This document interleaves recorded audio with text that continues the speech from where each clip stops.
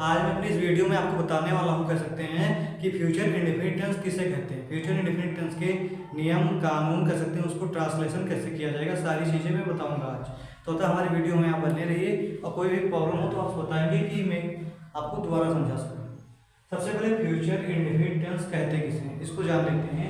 Future मतलब क्या होता है, जो समय हमारा आने वाला होता है। इंडेफिनिट ऐसे कह सकते हैं वाक्य जिसमें कह सकते हैं हमारे कार्य के बारे में ना पता लगे कि वो पूरा हुआ है कि समाप्त हुआ, अनिश्चित हो। और टेंस क्या होता है, काल होता है। आप कह सकते हैं फ्यूचर इंडेफिनिट टेंस की हिंदी क्या होगी, अनिश्चित भविष्यकाल। क्लियर कह सकते हैं वो, जैसे राम जाएगा, तुम खाना खाओगे, तुम स्कूल जाओगे, मैं पढ़ाऊंगा।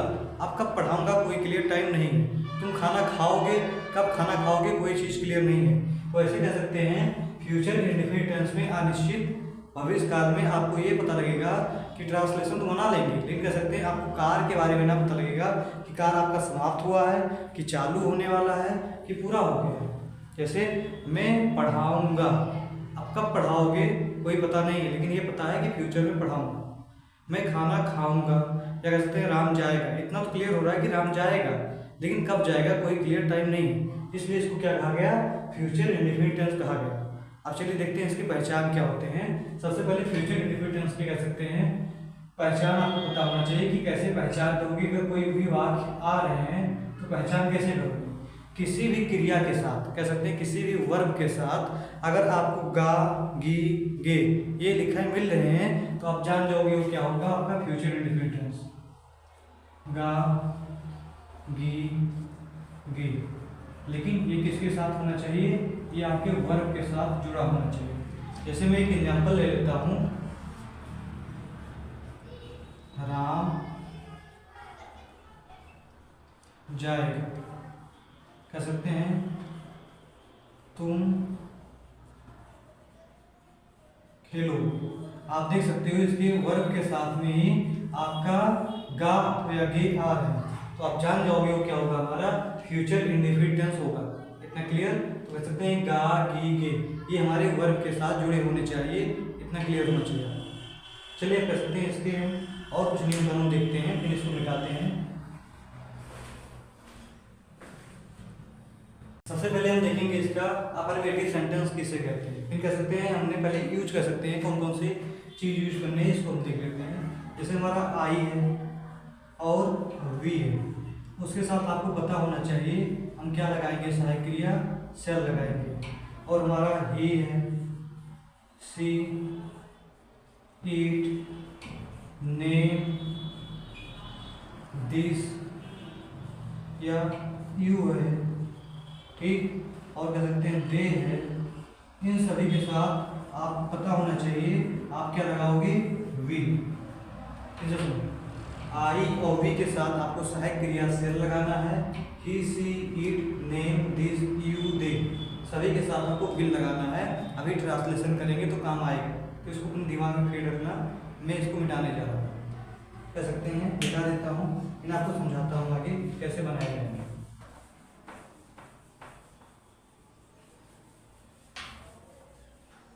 सबसे पहले हमारा क्या आता है, अफर्मेटिव सेंटेंस। तो अफर्मेटिव सेंटेंस हम जान लेते हैं कि अफर्मेटिव सेंटेंस की हिंदी क्या होती है।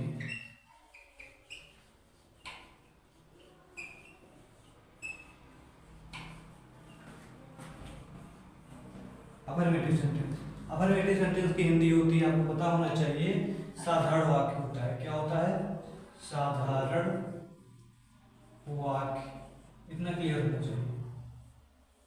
अफर्मेटिव सेंटेंस की हिंदी होती है साधारण वाक्य। अब इसके रूल हम सीखेंगे कि इसके रूल होते क्या हैं, इसको कैसे बनाते हैं। सबसे पहले देखिए इसके रूल क्या होते हैं।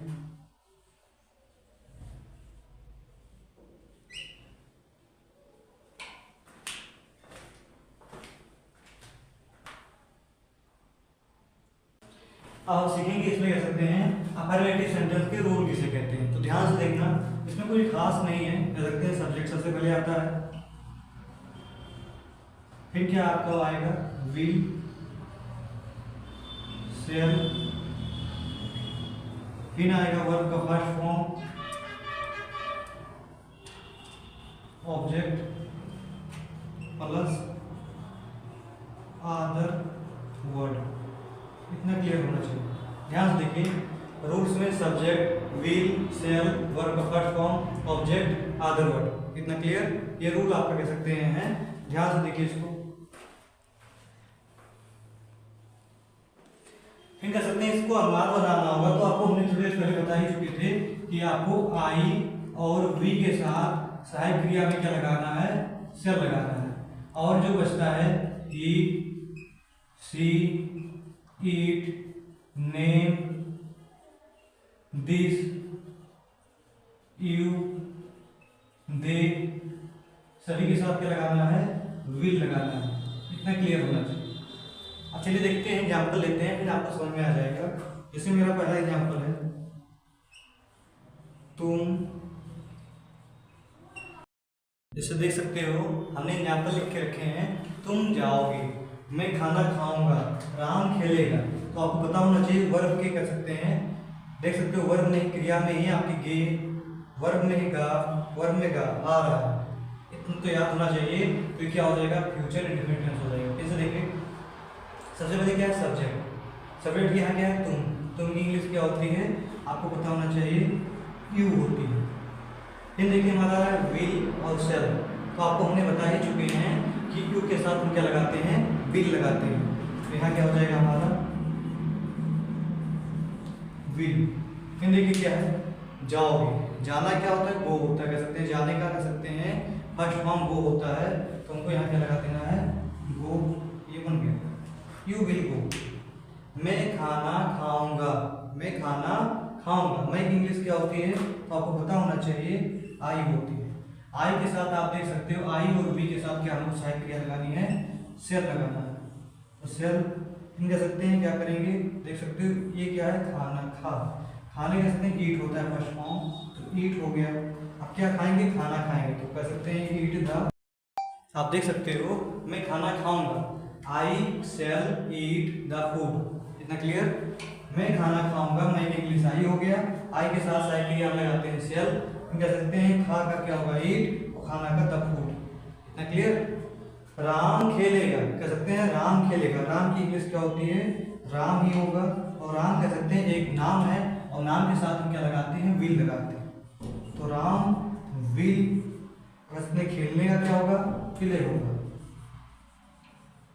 क्लियर। इनसे एक बार मैं आपको समझा देता हूँ। फ्यूचर इंडेफिनिट टेंस की हिंदी क्या होती है, अनिश्चित भविष्यकाल होता है। इन कह सकते हैं पहचान, अगर किसी भी क्रिया या कह सकते हैं वर्ब के साथ में गा, ही, गे आ रहे हैं, तो आप जान जाओगे वो फ्यूचर इंडेफिनिट टेंस है। अफर्मेटिव सेंटेंस कह सकते हैं साधारण वाक्य होता है। आई और वी के साथ आपको शैल लगाने हैं, ही, सी, इट, नेम के, दिस, यू, वी, दे के साथ आपको विल लगाना है। रूल आपका क्या है, subject, will, shall plus verb का first form object plus other verb. इतना क्लियर। तुम जाओगे, कह सकते हैं तुम की इंग्लिश क्या होती है, यू। ठीक, आगे देखिए। आशा है कि हमने अभी तक जो पढ़ाया है आपको क्लियर समझ में आ गया होगा। इसके बाद कह सकते हैं हम सीखेंगे नेगेटिव सेंटेंस के बारे में, कि नेगेटिव सेंटेंस कहते किसे, और कह सकते हैं उसके रूल कैसे होते हैं। तो आप इसको नोट कर लीजिए, फिर आपको हम नेगेटिव सेंटेंस पढ़ाते हैं। कह सकते हैं नेगेटिव सेंटेंस को लिख दिया है, उसके रूल भी लिख दिए हैं, और कुछ एग्जाम्पल लिख दिए हैं। इसको आपको समझाने में आसानी होगी। नेगेटिव सेंटेंस की कह सकते हैं हिंदी क्या होती है, नकारात्मक वाक्य। आपको पता होना चाहिए, नेगेटिव नाम से ही क्लियर हो रहा है कि नकारात्मक। कोई भी कह सकते हैं किसी भी वाक्य के बीच में अगर नहीं आ रहा है, तो आप जान जाओगे हमारा क्या है, नेगेटिव सेंटेंस। जैसे मैं नहीं पढ़ा रहा हूँगा, मैं नहीं खेल रहा हूँगा, मैं नहीं खाना खा रहा हूँगा, अगर ऐसे भी कह सकते हैं वाक्य आते हैं, तो आप जान जाओगे वो क्या होगा, हमारा नेगेटिव सेंटेंस हो जाएगा। इतना क्लियर। फिर देखिए सबसे पहले नेगेटिव सेंटेंस के रूल क्या होते हैं। आपके अफर्मेटिव जैसे ही रूल हैं, बस कहते हैं विल और शैल के बाद क्या आ जाता है, नॉट आ जाता है, और पूरा का पूरा रूल ऐसे चाहे आप मिला सकते हो, वीडियो को पीछे करके देख सकते हो बैक करके। Rules subject will shall plus not plus verb का first form plus object plus other verb. इतना क्लियर। एग्जाम्पल देखिए, राम खाना नहीं खाएगा, सीता नहीं नाचेगी, मैं नहीं पढ़ाऊंगा। इसको बनाते कैसे हैं, तो आपको मैंने पहले ही बता दिए थे, फिर से बता देते हैं कि आई और वी के साथ हमको क्या लगाना है, शैल लगाना है सहायक क्रिया, और सभी के साथ, आल के साथ, पूरे जितने हैं सकते हैं सभी के साथ क्या लगाना है, विल। इतना याद। राम यहाँ क्या है, एक नाम है, तो राम के साथ आप क्या लगाओगे यहाँ, राम। फिर क्या है हमारा विल, क्योंकि हमारे आई और वी के साथ ही से लगाना है, तो राम के साथ भी क्या लगाओगे, विल लगाओगे आप। फिर क्या है नॉट, फिर यहाँ क्या लगा दोगे, नॉट। वर्ब का फर्स्ट फॉर्म देख सकते हो, खाएगा, खाएगा कह सकते हैं, ईट होता है फर्स्ट फॉर्म। अब क्या खाएगा, तो आपको बताना चाहिए खाना, कह सकते हैं द फूड, इतना क्लियर होना चाहिए। Ram will not eat the food. फिर कह सकते हैं सीता नहीं नाचेगी, सीता कह सकते हैं क्या होगा, यहाँ आपका सीता है सब्जेक्ट, तो सीता सबसे पहले लिख दो, सीता। फिर कह सकते हैं आपका सीता के साथ भी आपको क्या लगाना है, विल ही लगाना है, सीता विल। फिर कह सकते हैं आप क्या लगाओगे, नॉट। और कह सकते हैं नाचने का क्या होता है, आपको पता होना चाहिए, डांस होता है। आगे देख सकते हो आप, मैं नहीं पढ़ाऊंगा, कह सकते हैं मैं नहीं पढ़ाऊंगा। मैं की इंग्लिश क्या होती है, आई होती है, तो आई के साथ हमने सहायक क्रिया क्या बताया, सेल। आई और बी के साथ आपको सेल लगाना है, और सभी के साथ विल लगाना है। फिर कह सकते हैं कि आएगा नॉट, तो आप नॉट लिख दीजिए।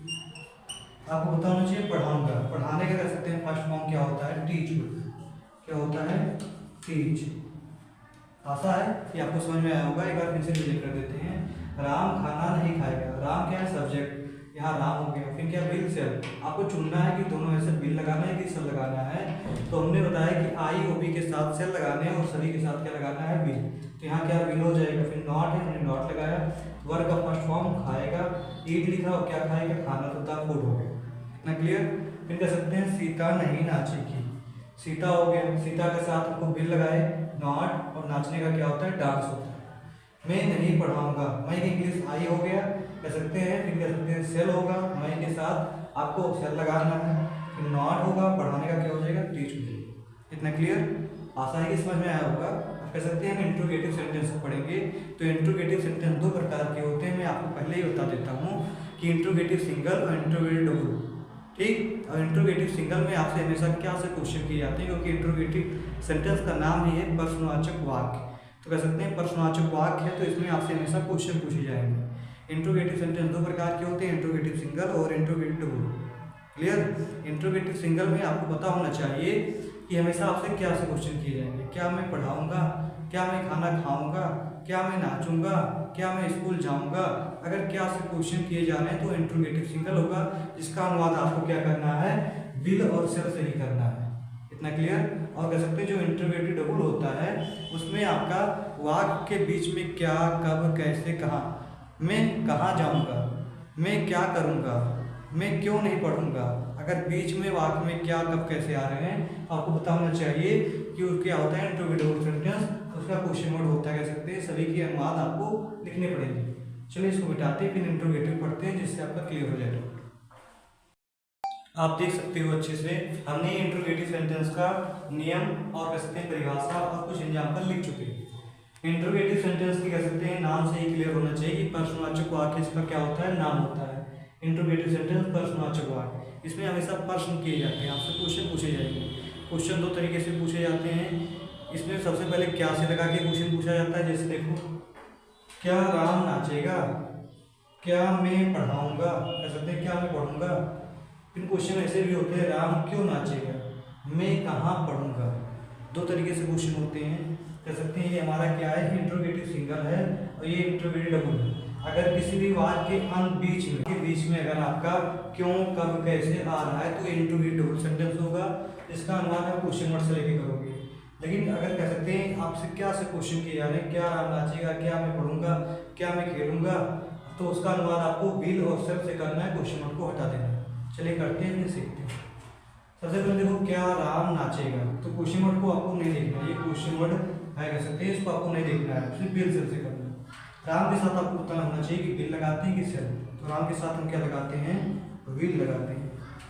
फिर देखिए क्या है सब्जेक्ट, सब्जेक्ट क्या है यहाँ, राम। फिर देखोगे आपका वर्ब का फर्स्ट फॉर्म क्या, नाचेगा, नाचेगा क्या होता है, डांस। फिर कह सकते हैं आप देखोगे ऑब्जेक्ट इसमें दिया नहीं, क्वेश्चन मार्क लगाओ, हो गया। विल राम डांस, क्या राम नाचेगा, क्या मैं पढ़ूंगा, कह सकते हैं मैं के साथ आपको पता होना चाहिए, सेल लगाते हैं। तो सबसे पहले क्या हो जाएगा, सेल। फिर क्या हमारा सब्जेक्ट, तो आई, पढ़ूंगा क्या होगा, रीड। क्वेश्चन मार्क लगाना नहीं भूलना, क्योंकि इसके नाम से ये प्रश्न आ चुका है। अब इंटरव्यू देखो, इंटरव्यू यहाँ से करना है। क्यों? क्योंकि इंग्लिश क्या होती है, वाई होती है। राम के साथ सहायक क्रिया हम विल लगाते हैं, विल। फिर सब्जेक्ट क्या है, राम, तो यहाँ क्या हो जाएगा, राम नाचेगा, क्या होगा, dance. Question mark, why will Ram dance, Ram क्यों नाचेगा, ना क्लियर। फिर देखिए मैं कहाँ पढ़ूंगा, कहाँ की इंग्लिश क्या होती है, वेयर होती है। क्या होता है, वेयर। फिर कह सकते हैं विल सेल, मैं के साथ आपको पता होना चाहिए क्या लगाएंगे, सेल लगाएंगे। फिर कह सकते हैं सब्जेक्ट क्या है, मैं की इंग्लिश क्या होती है, आई। फिर कह सकते हैं वर्ब का फर्स्ट फॉर्म क्या है, पढ़ूंगा, पढ़ने का कह सकते हैं फर्स्ट फॉर्म क्या होता है, रीड। क्वेश्चन मार्क लगा दीजिए, काम, वेयर सेल आई रीड। इतना क्लियर। कुछ एग्जाम्पल कहिए तो और ले लेते हैं। अगर आपको इतना समझ में आ गया हो तो बहुत अच्छी बात है, और आप कमेंट करके बताइए कि आपको कहाँ तक नहीं समझ में आया, ठीक, क्या कमी हमारी पढ़ाने में आती है। एक बार इसको कमेंट करके आप बता दीजिएगा, तो मुझे कह सकते हैं और अच्छा पढ़ाने में आपको थोड़ा, हमारी बातों को आप समझ पा रहे होंगे कि हमारे वीडियो में आप आखिरी में कह सकते हैं देखने के बाद पूरे वीडियो को थोड़ा सा कमेंट करके ये बता दिया करिए कि आपको वीडियो कैसा लगा। इससे हमको मोटिवेशन मिलती है और वीडियो बनाने का। जब आप उस पर देख के चले जाते हो, कमेंट नहीं करते हो, तो कह सकते हैं थोड़ा फीलिंग ऐसी महसूस होती है कि लगता है कि हमने वीडियो थोड़ा गलत बनाया होगा, जिससे बच्चे देख नहीं पा रहे हैं। इसलिए अगर हमारा वीडियो आपको अच्छा लगे तो प्लीज़ एक बार कह सकते हैं कमेंट करिए, लाइक या करिए ना करिए, इससे हम नहीं करेंगे, लेकिन एक बार कह सकते हैं कमेंट करके जाइए, जिससे पता लगे कि आपको वीडियो कैसा लगा। और कोई भी कमी हो तो एक बार कमेंट करके बताइए, जिससे मैं सुधार कर सकूँ। ठीक, जय हिंद, जय भारत।